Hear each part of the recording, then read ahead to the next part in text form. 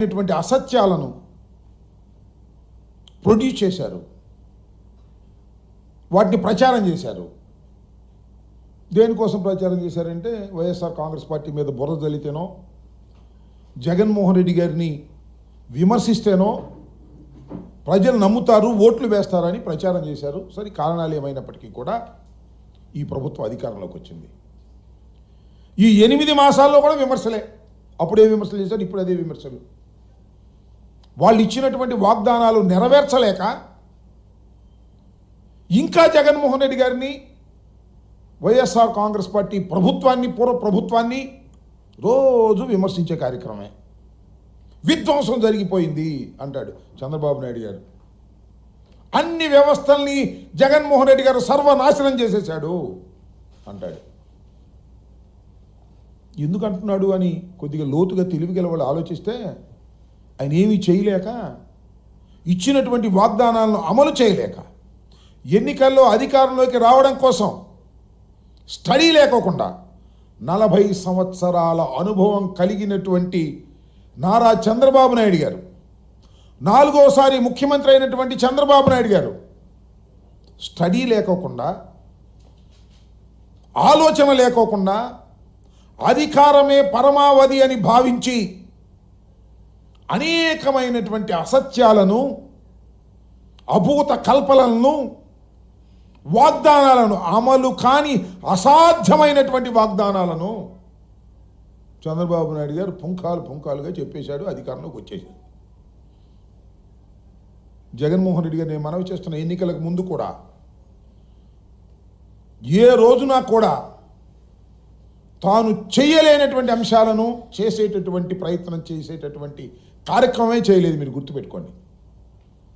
ఆయన ఏది చెప్పినా అది చేయగలుగుతామా లేదా అనే దాని మీద స్టడీ చేసి, సత్య శోధన చేసి, ఇది చేయగలుగుతామని నిర్ణయించుకున్న తర్వాత మాత్రమే దాన్ని చెప్పి అమలు చేసినటువంటి వ్యక్తి జగన్మోహన్ రెడ్డి గారిని మనవి చేస్తున్నాం.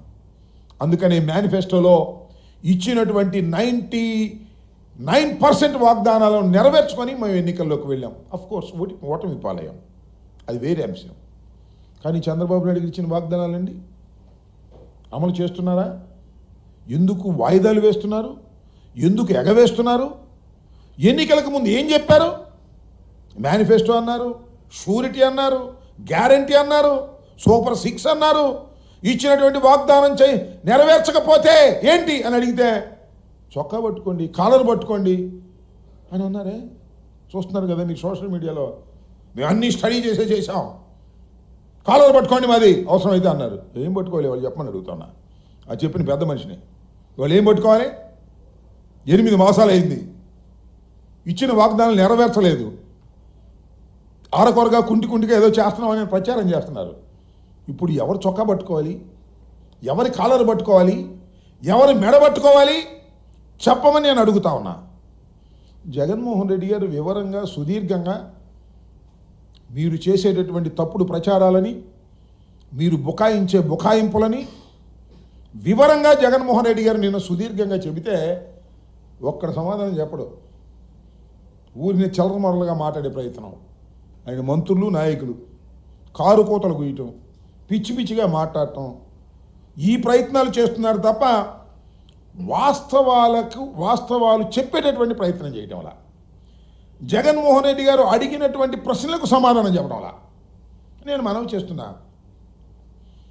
జగన్మోహన్ రెడ్డి గారి ప్రభుత్వం ఓడిపోయిన తర్వాత సుమారుగా జగన్మోహన్ రెడ్డి గారు 10 నుంచి 11 సార్లు మీడియా ముందుకొచ్చి మీడియా ముఖంగా ప్రజలకి తెలియచేసేటటువంటి విషయాలను తెలియచేశారు. ప్రస్తుత ప్రభుత్వాన్ని సూటిగా కొన్ని ప్రశ్నలు కూడా అడిగారు. ఒక్క ప్రయత్నం కూడా, ఒక్క ప్రశ్నకు సమాధానం కూడా చెప్పాల చంద్రబాబు నాయుడు గారు లేదా కూటమి ప్రభుత్వం. ఎంత అన్యాయం అండి! ఏం చెప్తారండి? జగన్మోహన్ రెడ్డి గారి టైంలో 14 లక్షల కోట్ల రూపాయలు అప్పు చేశాడన్నారు. చివరకు చూస్తే మళ్ళీ ఆయనే 6 లక్షల కోట్లని బడ్జెట్లో పెట్టాడు. చెప్పే ప్రచారం వేరు, ప్రాక్టికాలిటీ వేరుగా కనిపిస్తున్నటువంటి పరిస్థితులు మనకు కనిపిస్తూ ఉన్నాయి. చాలా చిత్రం ఏంటంటే జగన్మోహన్ రెడ్డి గారు మొన్న మీడియాలో కూడా అడిగారు, దానికి సమాధానం అయితే చెప్పలేదు. రాష్ట్ర ఆదాయం తగ్గిపోయింది, ఇది ఫ్యాక్ట్. టోటల్గా రాష్ట్రానికి రావాల్సిన ఆదాయం 8 మాసాల్లో తగ్గిపోయింది. తగ్గిపోతే జిఎస్డిపి పెరిగిందని చూపిస్తాడు. అదేంటో ఇది అశాస్త్రీయంగా జిఎస్డిపి పెరిగిందంట, ప్రభుత్వ ఆదాయం టపామని తగ్గిపోయింది, జిఎస్డిపినేమో పెరిగిందని చూపిస్తాడు. ఎట్లా పెరిగిద్దా చెప్పబోయే దానికి సమాధానం చెప్పరు. కారు కూతలు కూసి మైకి ముందుకు వచ్చి కారు కూతలు కూసేటువంటి కార్యక్రమం రాసే పత్రికలు ఉన్నాయి కదా అని చెప్పేసి ఈనాడు, ఆంధ్రజ్యోతి, అది ఇది ఏదో ఎల్లో మీడియా రాసేస్తున్నారు కదా అని మాట్లాడుతూ ఉన్నారు. నేను అడుగుతా ఉన్నా, బేసిక్గా ఒక ప్రశ్న అడుగుతా ఉన్నా.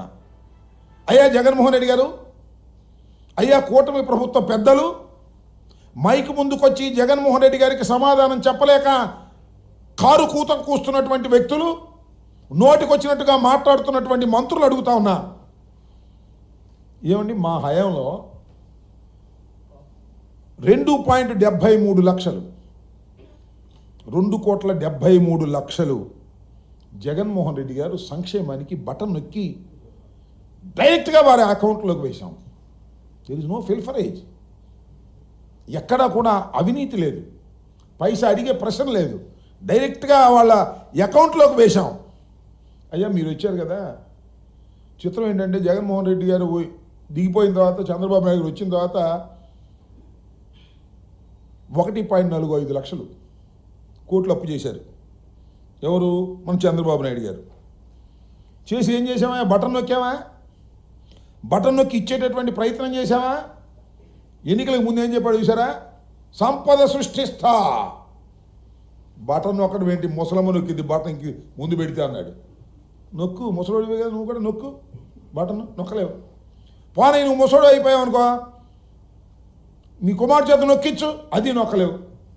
అప్పుడు జగన్మోహన్ రెడ్డి గారు 2,75,00,000 రూపాయలు పేద ప్రజలకు బటన్ నొక్కి ఇస్తే దాన్ని అవహేళన చేశావు.